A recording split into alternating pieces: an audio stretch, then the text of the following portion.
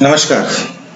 यदि आप ये वीडियो देख रहे हैं तो इसका मतलब कहीं न कहीं आपके दिमाग में कुछ ऐसा चल रहा है कि आप सरकार की जो नाकामी है उसको आप उजागर करना चाहते हैं, या आप ये जानकारी लेना चाहते हैं कि सरकार द्वारा जो फंड हमारे चुनिंदा प्रतिनिधियों को मिलता है उसका सही इस्तेमाल या सही से इस्तेमाल हो रहा है या नहीं। समाज के प्रति जो आपकी ज़िम्मेदारी है उसकी कहीं न कहीं एक चिंगारी आपके दिल में उठ रही है। आप बिल्कुल सही जगह पर हैं और आज हम सीखेंगे और जानेंगे कि हमारे जो विधायक होते हैं उनको जो प्रत्येक वर्ष लोकल एरिया डेवलपमेंट फंड के नाम पे जो पैसा मिलता है उसका वो कहाँ इस्तेमाल करते हैं और कितना इस्तेमाल करते हैं। फटाफट चलते हैं दोस्तों स्क्रीन की तरफ और बताते हैं आपको कि किस तरीके से हम सूचना का अधिकार अधिनियम 2005 का इस्तेमाल करके हम ये जानकारी निकाल सकते हैं। हम इसमें ये भी जानेंगे कि हम ये सूचना का अधिकार का जो आवेदन है वो कैसे लिखना है और किसको लिखना है।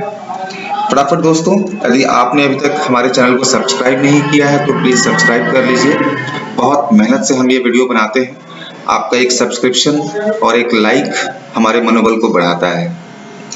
फटाफट चलते हैं स्क्रीन की तरफ। आप एक ब्लैंक पेपर ले सकते हैं। यदि आप कंप्यूटर पर टाइप करना चाहते हैं तो आप टाइप भी कर सकते हैं। मैं आपको कंप्यूटर पर टाइप करके बता रहा हूं, मगर आप हैंड रिटन एप्लीकेशन भी भेज सकते हैं। तो सबसे पहले आपको ये एक ब्लैंक पेपर लेना है।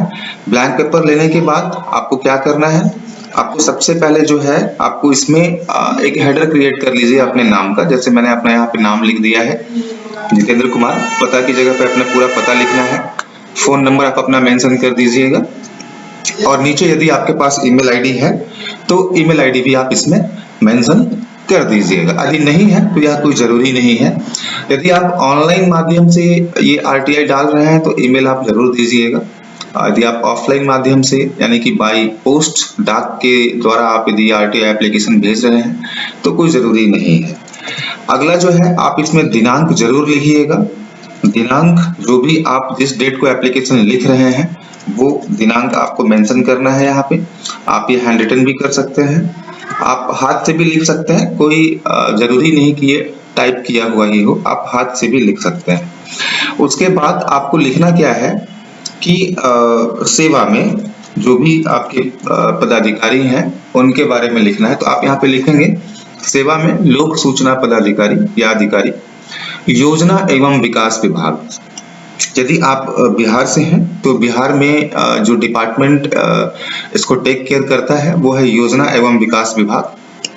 और यदि आप किसी और अन्य राज्य से हैं तो वहां पे आप एक बार चेक कर सकते हैं। जनरली यह डिपार्टमेंट जो है वो योजना एवं विकास विभाग ही होता है, मगर हो सकता है कि थोड़ा बहुत फेरबदल हो, किसी और नाम से यह डिपार्टमेंट जो है वो जाना जाता हो। आप यहाँ पे योजना एवं विकास विभाग लिखेंगे, आप जिले का नाम और अपने राज्य का नाम। मैंने यहाँ पे दरभंगा और बिहार लिखा है। आप ये एप्लीकेशन यदि आपको समझ में नहीं आ रहा है किसको देना है तो आप ये सीधा सेक्रेटरी को भी लिख सकते हैं, आप सचिव को लिख सकते हैं, योजना एवं विकास विभाग लोक सूचना अधिकारी। और अपने राजधानी में भी आप जो आपके राज्य की राजधानी, जैसे बिहार की राजधानी पटना है तो मैं पटना बिहार भी लिख करके इसको भेज सकता हूँ।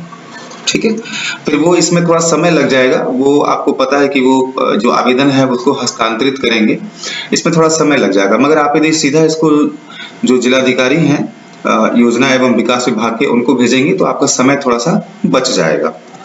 उसके बाद जो अगला पोर्शन जो है हमें लिखना है वो ये है विषय सूचना का अधिकार अधिनियम 2005 के तहत आवेदन। ठीक है दोस्तों, मैं आपसे एक रिक्वेस्ट करूंगा कि आप ये वीडियो पूरा देखिएगा step by step.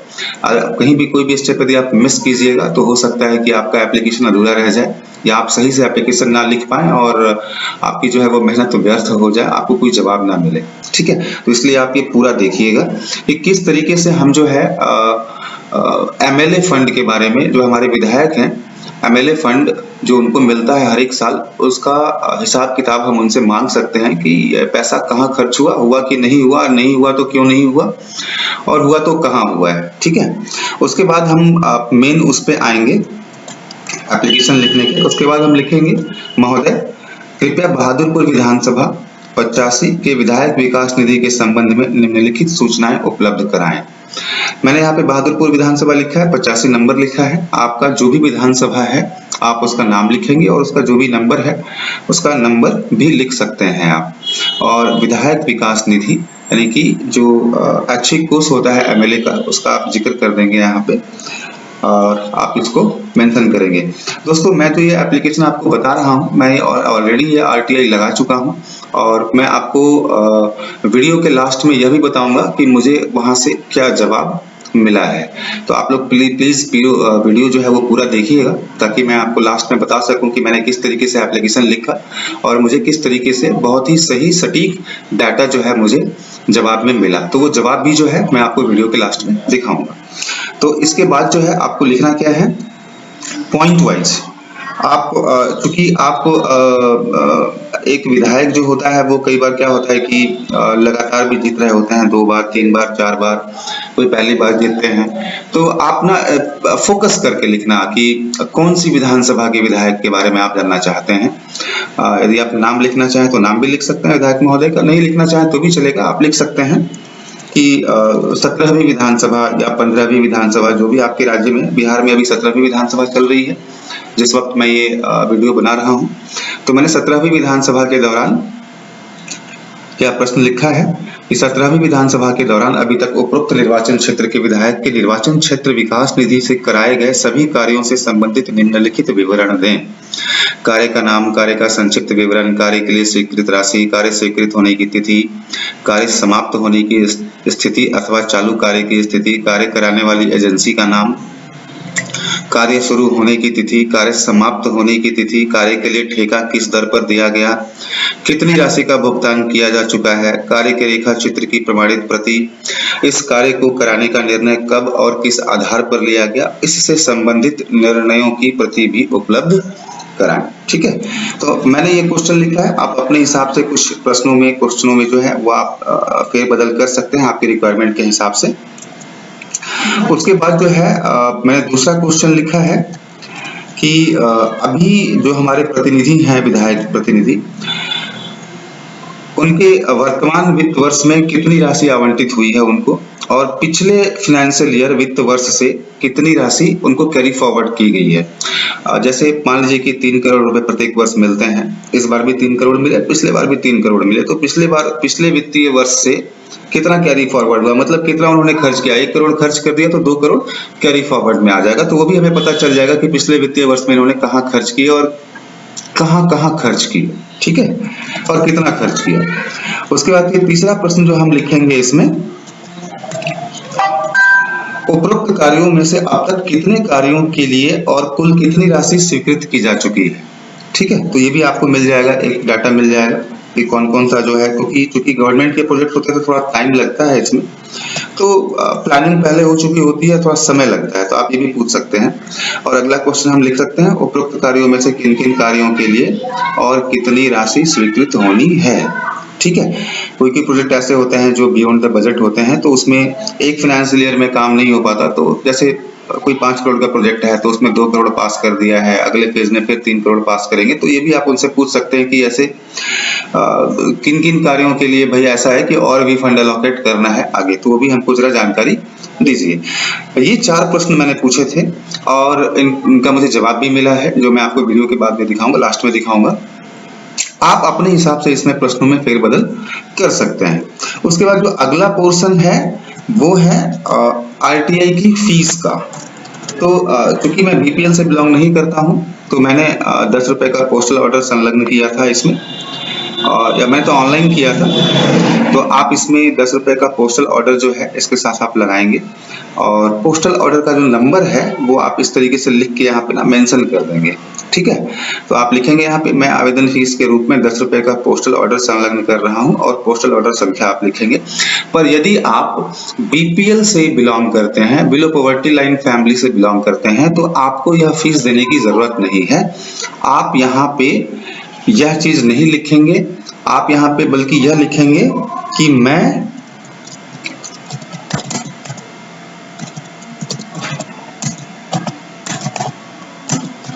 BPL card धारी हूं,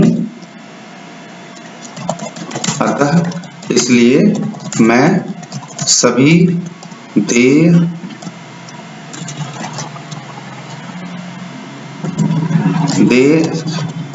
शुल्क से मुक्त हूं। और आप यहाँ पे बीपीएल का जो कार्ड नंबर है आपका जो भी होगा वो आप यहाँ पे मेंशन कर देंगे। ठीक है, तो अब अगले स्टेप पे चलते हैं। मैं चूंकि यदि एप्लीकेशन लिखूंगा तो मैं चूंकि बीपीएल से नहीं हूं तो मैं ये मेंशन करूंगा।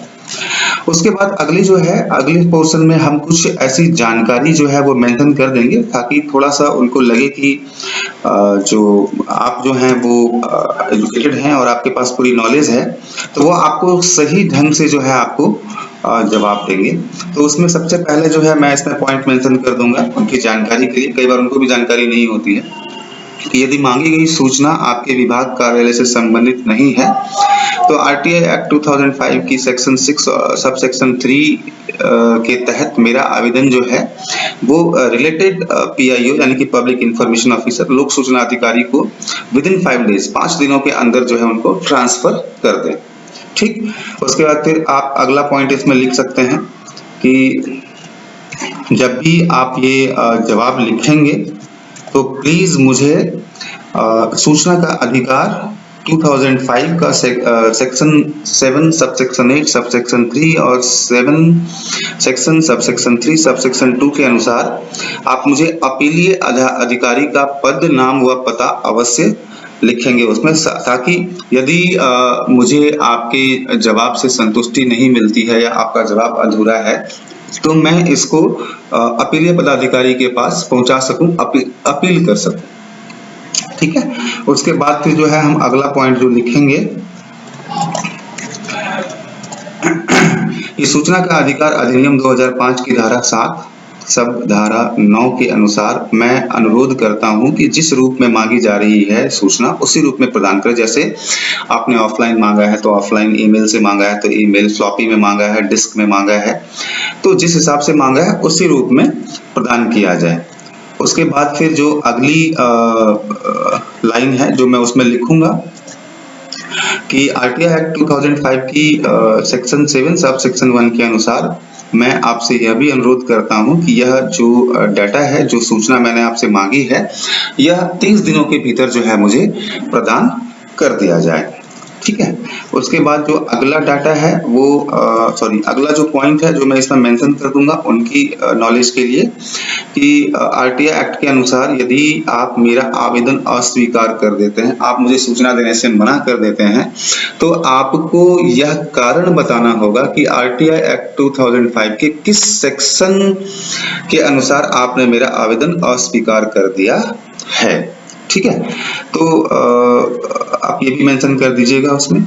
उसके बाद फिर आप एक पॉइंट और मेंशन कीजिएगा जो बहुत इंपॉर्टेंट पॉइंट है ताकि उनको ये नॉलेज में आ जाए यदि उनके पास नहीं भी है तो, कि आरटीआई एक्ट 2005 की section 8 sub section 1 sub section जे के अनुसार वो कोई भी इंफॉर्मेशन जो हम पार्लियामेंट में या विधानसभा में हम डिस्कस कर सकते हैं वो सूचना हम आपसे मांग सकते हैं।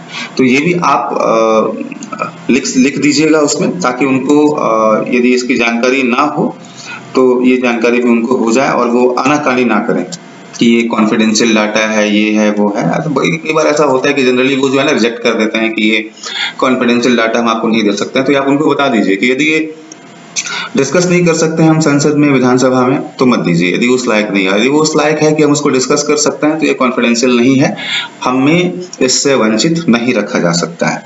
अगला पॉइंट जो आपको लिखना है कि यदि 30 दिनों के अंदर यदि आपके तरफ से कोई भी जवाब मुझे नहीं मिला तो ये मान लिया जाएगा कि आपने जो है मेरा आवेदन जो है अस्वीकार कर दिया है और फिर मैं अपनी अगली, मतलब कहने का मतलब ये है कि आपने अस्वीकार कर दिया और मैं अपनी अगली कार्रवाई में लग जाऊंगा। फिर इसको अपील करना है या सूचना आयोग में इंफॉर्मेशन देना है, केस करना है, तो वो सब मैं अगली कार्रवाई में लग जाऊंगा।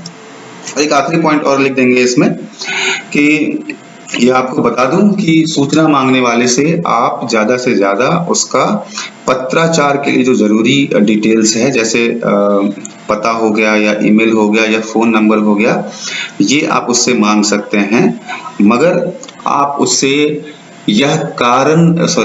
यह सूचना मांगने का कारण नहीं पूछ सकते हैं। आप यह भी उसे मेंशन कर देंगे। कहने का मतलब यह है कि मैं सूचना किस लिए चाहिए यह मुझे आपको बताने की जरूरत नहीं है। ठीक है, बस इतने पॉइंट्स काफी हैं। और उसके बाद जो है हमें एक छोटा सा घोषणा करना होगा कि मैं भारत का नागरिक हूं और मैं आपको विश्वास दिलाता हूं कि मैं किसी भी मामले में और किसी के तहत प्राप्त जानकारी का उपयोग, पास, साझा, प्रदर्शन या प्रसारित किसी भी व्यक्ति के साथ या किसी भी तरीके से नहीं करूंगा जो हमारे देश की एकता के लिए हानिकारक हो, संप्रभुता या भारत के हित के खिलाफ हो। ठीक है, और इसके बाद आपको अपना पूरा डिटेल्स मेंशन कर देना है, नाम और पूरा पता आप यहाँ पे लिख देंगे। एक बार फिर से सादर धन्यवाद भवदीय, मैंने नाम लिखा, आप अपना नाम लिखेंगे, पता लिखेंगे और उसके बाद जो है आप यहाँ पे इस पोर्शन में जो है जहाँ पे मैंने अपना नाम लिखा है इसके ऊपर आप साइन करेंगे। यहाँ पे आप साइन कर दीजिएगा प्रिंट आउट निकाल के। यदि आप हैंड रिटन लिख रहे हैं तो आप वहाँ पे साइन कर देंगे। यदि आप कंप्यूटर से टाइप कर रहे हैं तो आप इसको यहाँ पे साइन करके और आप इसको इस पते पर जो है भेज देंगे। और ये आप जब भी भेजेंगे ये आप रजिस्टर्ड पोस्ट से ही भेजिएगा आप। ठीक है, रजिस्टर्ड पोस्ट से, ताकि आपके पास ट्रैकिंग रहे कि हाँ मैंने ये आपके पास भेजा है और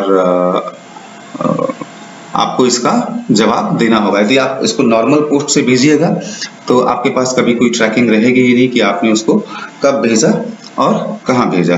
दोस्तों यदि मेरा जो ईमेल आईडी है यहाँ पे मेंशन, ये मेरा ओरिजिनल ईमेल आईडी है। और यदि आपको किसी भी तरीके की हेल्प चाहिए आरटीआई से रिलेटेड तो आप मुझे प्लीज आप इस पर मेल कर सकते हैं। आप वीडियो के नीचे कमेंट में भी आप लिख सकते हैं, मैं आपकी पूरी मदद करूंगा। यदि आपको ये ड्राफ्ट कॉपी चाहिए इंग्लिश में या हिंदी में तो आप मुझे प्लीज कमेंट करके बताइए। और यदि आपको लगता है कि यह वीडियो जनहित में काफी अच्छी है तो प्लीज अपने दोस्तों के साथ इसको शेयर करना मत भूलिएगा। चलिए फटाफट चलते हैं अब अगले स्क्रीन की तरफ, जहां मैं आपको दिखाऊंगा कि कैसे मुझे इसका जवाब मिला और वो जवाब क्या था, ताकि आपको ये पता चले और मैं अब आगे क्या करने वाला हूं। तो दोस्तों ये जवाब मुझे मिला है यहाँ से, और इसमें देखिए मैंने पूछा था जो हमारे माननीय सांसद हैं उनके बारे में कि उनका जो लोकल एरिया फंड है वो कहाँ पे खर्च हुआ है, जो उनको पैसे मिले हैं और कितने पैसे मिले हैं। तो उन्होंने पूरा डिटेल्स लिखा है कि कार्य कराने का निर्णय माननीय सदस्य विधानसभा बहादुरपुर के अनुशंसा एवं जिला योजना कार्यालय दरभंगा द्वारा प्रशासनिक स्वीकृति प्रदान करने के उपरांत लिया गया। क से लेकर ड तक का विवरण संलग्न है। विधानसभा बहादुरपुर को वित्तीय वर्ष 2022-23 हेतु 3 करोड़ की राशि आवंटित हुई है और वित्तीय वर्ष 2021-22 हेतु 1 करोड़ रुपए आवंटित हुई थी। मतलब टोटल 4 करोड़ रुपए मिले हैं उनको पिछले विगत 2 वर्षों में, जिसमें उन्होंने मात्र 27,11,885 रुपए खर्च किया है। ठीक है, तो ये उन्होंने दिया है। और एक दूसरी कॉपी भी है जिसमें पूरा डिटेल्स है। ये डिटेल्स उन्होंने भेजा है जहाँ पे उन्होंने मेंशन किया है कि इन प्रखंडों में उन्होंने इतने नावों की आपूर्ति कराई है, उसमें इतना पैसा लगा है, ये काम पूर्ण हो चुका है और बाकी और भी 3-4 काम हैं जिसमें कितना कितना स्वीकृत राशि है और वो कार्य अभी प्रारंभ नहीं हुआ है, कार्य प्रगति पर है। एक काम है ऐसा जिसमें इतने का बजट है, स्वीकृत राशि है, जिसमें लगभग 9,91,885 रुपए खर्च हुए हैं और अभी ये कार्य प्रगति पर है। तो ये पूरी डिटेल्स जो है हमें मिल गया है। ठीक है, तो अब आप ये जवाब मेरे पास आ गया है और इसमें उन्होंने कुछ ऐसी चीजें हैं जो उन्होंने मेंशन नहीं किया। ये कार्य के लिए ठेका किस दर पर दिया गया और कार्य करने वाली एजेंसी का नाम। ठीक है, तो ये 2-3 चीजें जो हैं जो उन्होंने अभी तक इसमें मेंशन नहीं किया है, तो इसके लिए मैं अपील कर सकता हूं। जो मैं अपील जब भी करूंगा तो मैं आपको उसकी भी वीडियो बनाऊंगा। आप प्लीज मुझे सब्सक्राइब कर लीजिएगा ताकि जब भी मैं वीडियो बनाऊं तो वो आपको नोटिफिकेशन मिल जाए और आप उसको सीख सकें। ठीक है, तो ये मुझे जवाब मिला यहाँ से और आज के लिए इतना ही दोस्तों। मैं उम्मीद करता हूँ कि ये वीडियो जो है वो जनहित में थी और आप लोगों को कुछ न कुछ सीखने को मिला होगा। और यदि आपको लगता है कि आप कुछ यहाँ से सीख पाए हैं अपने दोस्तों के साथ, ताकि वो भी जान सकें, अच्छी जानकारी ले सकें। एक आम आदमी का अधिकार है सूचना का अधिकार, और इस अधिकार के तहत आप जानकारी जुटाइए कि आपके प्रतिनिधि आपके क्षेत्र के प्रति कितने संवेदनशील हैं और कितना विकास चाहते हैं। जैसे मैंने आपको दिखाया कि हमारे विधायक जी जो हैं 4 करोड़ रुपए में से मात्र 27 लाख खर्च कर पाए हैं अभी तक। खैर, यदि आपको इसके अलावा और भी कोई जानकारी चाहिए तो आप मुझे rtiactivist.jitendra@gmail.com पे मेल कर सकते हैं। मुझे फेसबुक पे फॉलो कर सकते हैं, Bing Respo, Twitter Bing Respo, Instagram Bing Respo, और मैं पब्लिक ऐप पे भी अवेलेबल हूँ @बिंग रेस्पो। चलता हूँ दोस्तों, कि आपको ये वीडियो अच्छी लगी हुई। अगली बार किस टॉपिक पर वीडियो बनाना है ये मुझे आप जरूर बताइए। आप मुझे कमेंट करके लिखिए, मैं कोशिश करूंगा कि मैं उस टॉपिक पर वीडियो बना सकूं। तब तक के लिए नमस्कार, और सब्सक्राइब करना मत भूलिएगा। नमस्कार।